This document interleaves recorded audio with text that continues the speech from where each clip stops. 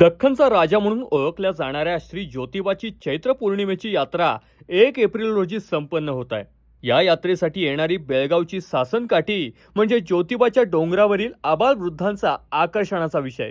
ढोल आणि कंचाळ यांचा आकर्षक ठेका आणि लक्ष वेधून घेणारा पोशाख असा योग ज्योतिबा डोंगरावर जुळून आला की समजायचं ज्योतिबा मंदिरात बेळगावची सासनकाठी आली म्हणायची. नमस्कार. मला सांगा, बेळगाववरून तुम्ही येता बरोबर आहे, तर किती वर्षाची परंपरा आणि काय काय असते या सगळ्यामध्ये? माझं नाव ज्ञानेश्वर सिद्धराज आष्टेकर. आम्ही गेली 43 वर्ष बेळगावहून पायी वारी करतो 83 पासून. तर कसं आहे ते होळी पौर्णिमा झाली की आमची तयारी चालू होते. मग गाडीला रंगरंगोटी, बैलांची कसरत. त्याच्यानंतर त्याच्यात 70 वर्षापासून 6 वर्षापर्यंत पालख्याचा 6वा महिना आहे. रोजचा आमचा 15-25 किलोमीटरचा प्रवास आहे. सकाळी 15 किलोमीटर, संध्याकाळी 10 किलोमीटर. आणि सकाळी आम्ही उठल्यानंतर आंघोळ पाणी, देवाची पूजा, भजन कीर्तन, त्याच्यानंतर जेवण.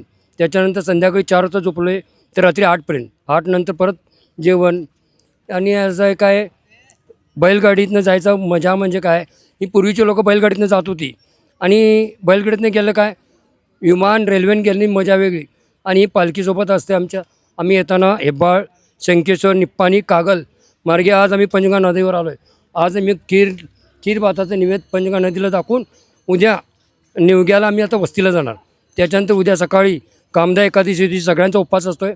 उपवास करून सकाळी आम्ही गायमुख मार्गे ज्योतिबाच्या डोंगर चढणार. अशी ही बेळगावची सासनकाठी आज कोल्हापुरात दाखल झाली. पंचगंगा नदीवर सध्या विश्रांती घेत आहे. उद्या सकाळी 11 वाजेपर्यंत ज्योतिबा मंदिरात बेळगावच्या सासनकाठीचं आगमन होईल.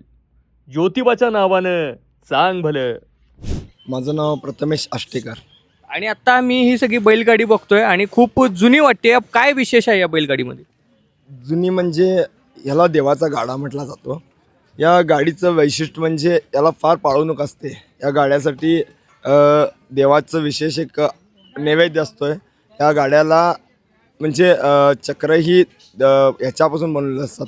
हेवी म्हणजे जवळपास 2 बैलगाड्यांचं वजन या एका गाडीमध्ये असतं आहे. या गाडीचं वैशिष्ट्य म्हणजे या गाडीला म्हणजे जवळपास जी बैलं झुपतो ना, त्या बैलांचा सराव चांगला घेतला जातो की त्यांनी चढाव किंवा उतारीला आपले म्हणजे या गाडीचं जे बॅलेन्सिंग आहे ते व्यवस्थित पकडावं.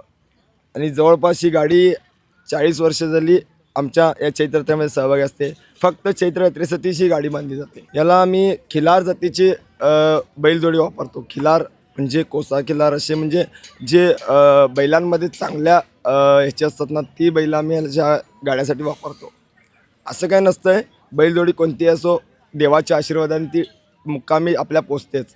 इथं या यात्रेचं एवढंच वैशिष्ट्य आहे की या यात्रेमध्ये कोणता अहंकार किंवा कोणता गर्व न बाळगता ही यात्रेत तुम्ही सहभागी झाला तर तुमच्या मनातील इच्छा, मनोकामना पूर्ण होतात आणि देव तुम्हाला कुठंही मागं पडू देत नाही. या देवाचं वैशिष्ट्य एकच आहे की तो मागायच्या आधी देतो आहे आणि मागायची वेळ बी आणत नाही. या देवाच्या नावातच चांग भलं आहे. याच्या गुलालात पण कपाळावं लागला की सगळं चांग भलंच होतं आहे. माझे नाव तेजश्री प्रशांत कुंडेकर. ही आमच्या आजोबांनी परंपरा चालवलेली होती. आम्ही बेळगावमधून नार्वेकर गल्लीमधून त्यांनी चालत येतात. मग आम्ही आमच्या आजोबांसोबत आम्ही लहान होतो तेव्हा येत होतो 15 दिवस. पण आता कसं लेडीजला कुठं पण प्रॉब्लेम होते ना, त्यामुळे आता येत नाही. पण आम्ही आता पण पंचगंगा नदी म्हणजे आम्हाला इतक्या ओढ आहे की नाही चैत्र यात्रेची, की कधी एकदाची चैत्र यात्रा येते आणि आम्ही कधी करतो हीच आम्हाला ओढ असते कायम. म्हणजे कुठल्या जत्रेचा वगैरे कुठला आनंद असतो तेवढा हा आम्हाला आनंद असतोय. त्यामुळे आता आम्हाला 15 दिवस लेडीजला होत नाही. आम्ही पंचगंगा नदीवरून 5 दिवस डोंगर करून दवना करून आम्ही येतो. पण आमच्या घरचे आजोबा, आमचे पप्पा, आमचे भाऊ वगैरे सगळे आहेत ना, ते 15 दिवस वारी करतात.